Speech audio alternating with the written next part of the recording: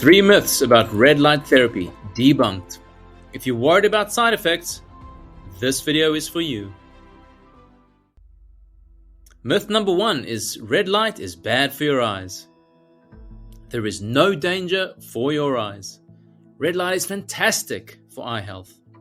Our lights have the right light at an intensity which is perfectly safe.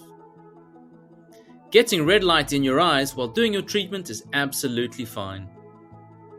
For full guidance, download our free guide.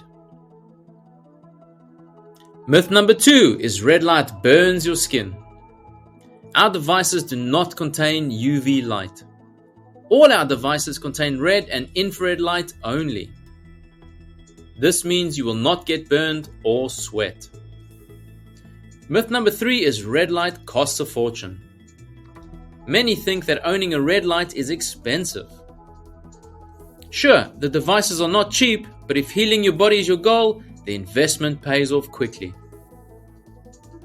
For many of our clients, red light therapy has been life-changing, and that is priceless.